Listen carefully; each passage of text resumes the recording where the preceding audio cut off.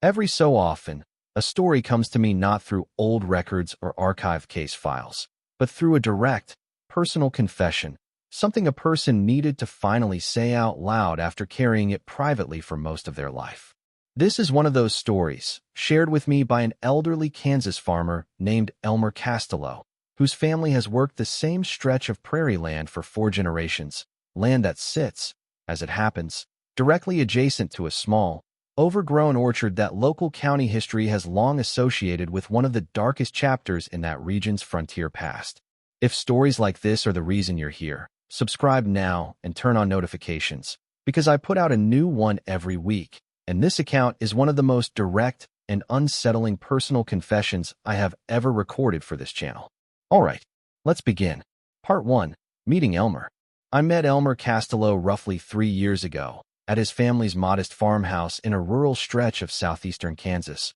where I traveled specifically to research the broader regional history surrounding a notorious stretch of prairie land that had, in the 1870s, been the site of a series of unsolved disappearances later connected, through historical investigation, to a small family that had operated a roadside inn on that same general property, a case that remains, even today, one of the most infamous unsolved chapters in that region's frontier history. Elmer, then 83 years old, had agreed to speak with me after a mutual acquaintance in the local historical society mentioned that his family's land bordered directly on what locals still referred to, in hushed, informal terms, as the Bender Orchard, a small, overgrown stand of fruit trees that had reportedly been planted by that same infamous family during their brief, notorious tenure on the property, decades before Elmer's own great-grandfather had eventually purchased the adjoining parcel and begun the family's now 4-generation history working that same stretch of prairie land.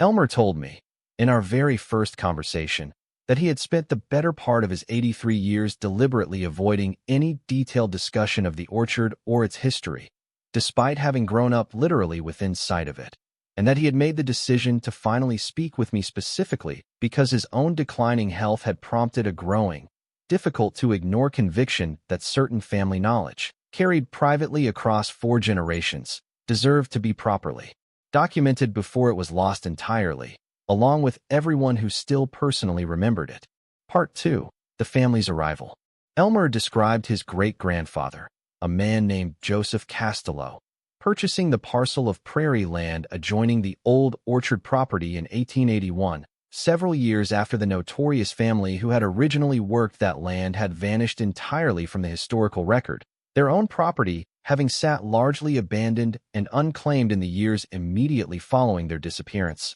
a period during which, according to Elmer's own careful family oral history, considerable local suspicion and investigation had already been directed toward that specific stretch of land, though the historical investigation of that era, hampered by the primitive forensic methods available at the time, had never produced any definitive, complete accounting of exactly what had happened on that property. He told me his great-grandfather had been, according to family oral history passed down carefully across the following generations, well aware of the property's unsettling recent history at the time of his purchase, but had proceeded regardless, driven by the practical economic necessity common to many frontier-era settlers, and by a personal conviction, which Elmer's own father had later relayed to him, that whatever had happened on the adjoining property represented a matter entirely separate and unconnected to the parcel Joseph himself intended to work and develop. Elmer described his great-grandfather initially maintaining a careful,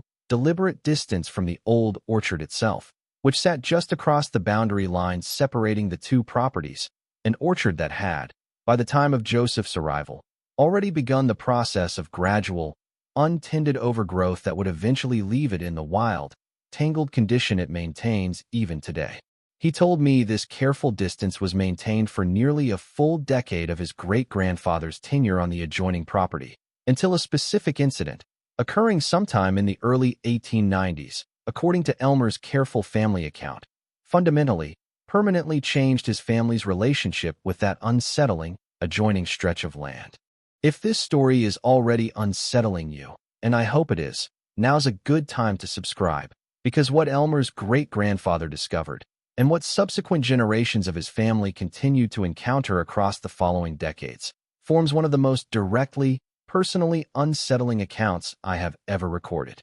Alright, let's continue. Part 3. The Discovery. Elmer described his great-grandfather's discovery, according to careful family oral history passed down primarily through his own grandfather and father, as occurring during a routine effort to expand his own property's cultivated acreage, work that brought Joseph and several hired laborers into direct proximity with the boundary line separating his own land from the old, abandoned orchard property for the first time since his original purchase. He told me the family account describes one of Joseph's hired laborers, while clearing brush along that boundary line, discovering what initially appeared to be simple, ordinary agricultural debris, before further investigation revealed something considerably more disturbing, a section of disturbed, unusual ground within the orchard's own boundary that showed clear signs, even years after the fact, of having been deliberately, carefully excavated and subsequently refilled in a manner that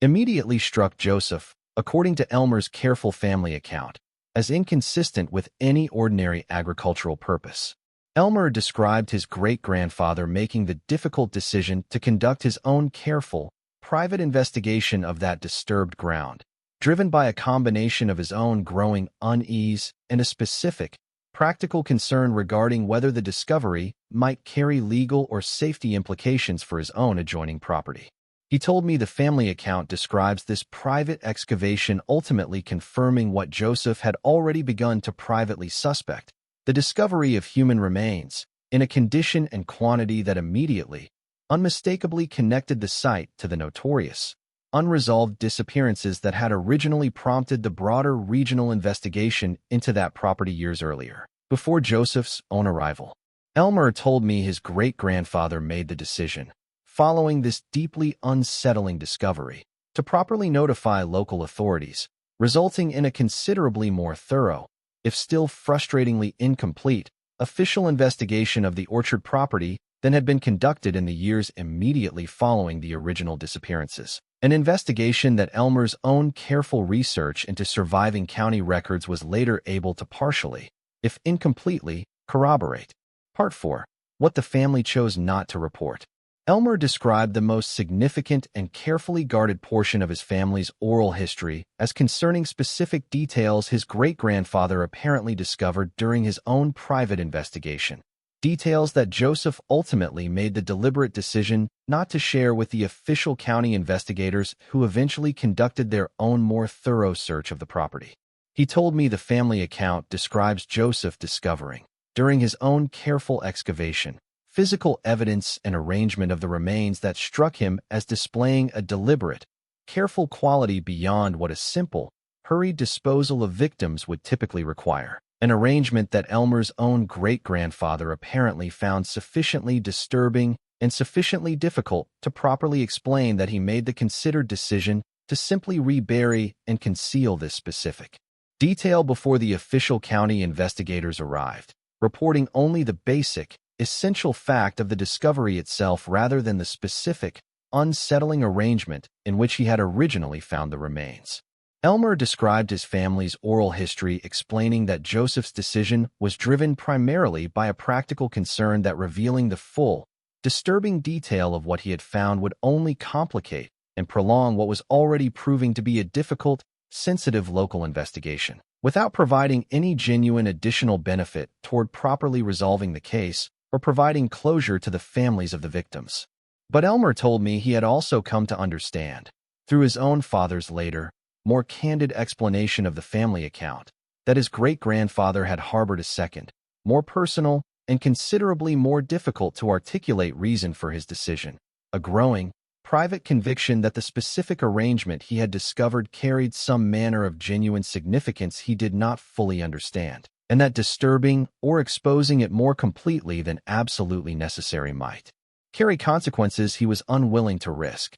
If you're still with me, this is genuinely the part of the story where it gets considerably more unsettling. And I do want to say, one more time, subscribe now if you haven't, because what happened to subsequent generations of Elmer's family, living and working immediately adjacent to that orchard across the following decades, is the reason this account has been carefully, privately preserved and passed down for well over a century. All right, Let's continue. Part 5. The Pattern Across Generations. Elmer described his family's oral history recounting a consistent, if intermittent, pattern of unsettling incidents experienced by successive generations of his family across the following decades. Incidents that Elmer's own grandfather and father had each, in turn, carefully documented and privately discussed within the family, without ever extending that knowledge or discussion beyond their own immediate household. He told me the family account describes his own grandfather, who took over primary management of the family's expanding agricultural operation in the early 1900s, reporting periodic, unsettling experiences while working sections of the property closest to the shared boundary line with the old orchard, describing sounds carried on the evening air that he struggled to properly attribute to any conventional source, along with an persistent, difficult-to-dismiss sense of being watched whenever his own work brought him into close proximity with that boundary, particularly during evening hours or the low, extended light of early morning. Elmer described his own father, who managed the family operation through the middle decades of the 20th century, recounting broadly similar experiences, along with several additional incidents that Elmer's father apparently regarded as sufficiently significant to record in his own private, brief written notes. A small collection of pages that Elmer had inherited along with the rest of his father's personal effects and had carefully preserved, describing specific incidents involving livestock disturbances near the boundary line that defied simple, conventional explanation, along with at least 2 occasions, separated by roughly a decade, during which Elmer's father described briefly glimpsing indistinct human figures near the old orchard's edge during evening hours, figures that never approached or interacted directly with him, but which consistently, unsettlingly disappeared the moment he attempted any closer, direct observation. Part 6. Elmer's own experience. Elmer told me that he himself, having spent his entire 83 years living and working that same family property, had experienced a broadly similar pattern of unsettling incidents throughout his own decades managing the family operation, incidents he described to me with the same careful, measured precision he had applied throughout our entire conversation, evidently drawing on decades of his own private reflection and careful, deliberate restraint regarding a subject he had rarely, if ever, previously discussed openly with anyone outside his own immediate family. He described his own most significant, direct personal experience occurring in the early 1970s, during a period when he had taken on primary responsibility for the family operation following his own father's declining health, an experience involving an evening spent working late in a field immediately bordering the old orchard, while after his usual practice of completing outdoor work before nightfall, a deviation from his own typical caution that he attributed, in retrospect, to the simple, practical pressure of an unusually demanding harvest season. Elmer described experiencing, during that particular evening, a considerably more direct and unsettling encounter than any previous family account had described to him, involving a sustained period of clearly audible movement and low, indistinct sound emanating from within the orchard's overgrown boundary, sound that he found himself entirely unable to properly attribute to any conventional wildlife or natural source,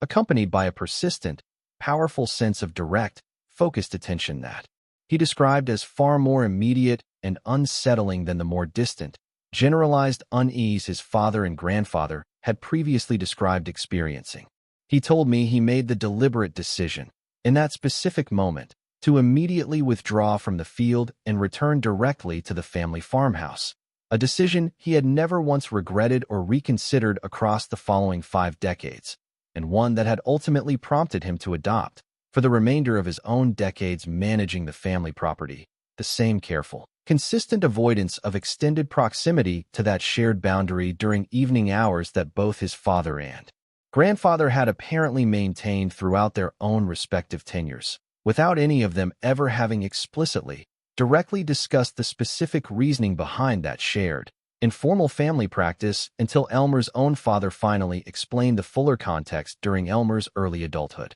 If this story is getting to you the way I hope it is, subscribe now, because I need to tell you about the specific detail Elmer eventually shared with me regarding what his great-grandfather had actually discovered in that original excavation, Information Elmer had carried privately for decades before finally deciding to share it during our conversation. All right, let's finish this. Part 7. What was actually found? Elmer told me that near the conclusion of our extensive conversation, having established, over the course of several hours, what he described as sufficient trust and comfort with me personally, he decided to finally share the specific detail his great-grandfather had originally chosen to conceal from official investigators, a detail that had been carefully, privately passed down through successive generations of his family, discussed only within the immediate family and never previously shared with any outside party.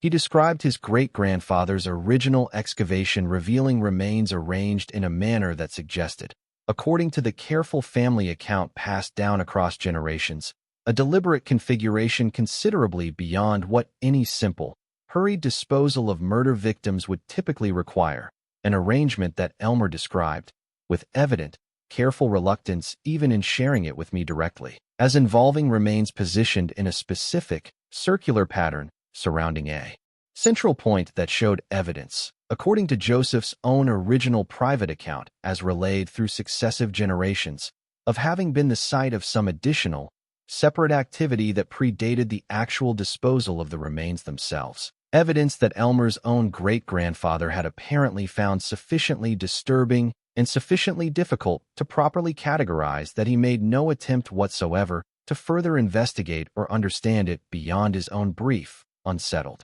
initial observation. Elmer told me his family's careful, private theory, developed and refined across successive generations of careful, if inevitably speculative, family discussion, held that whatever had actually occurred on that property, decades before his own great-grandfather's arrival, likely involved something considerably more complex and considerably more deliberate than the straightforward, if horrifying, criminal enterprise that official historical record had generally settled upon as the most complete available explanation, a theory that Elmer himself, despite considerable personal reluctance, had come to find increasingly difficult to fully dismiss, given his own family's accumulated, multi-generational pattern of unsettling personal experience along that same shared property boundary. Part 8. Why Elmer finally spoke. I asked Elmer directly why he had ultimately decided to share this carefully guarded family account, information his own family had deliberately kept private for well over a century,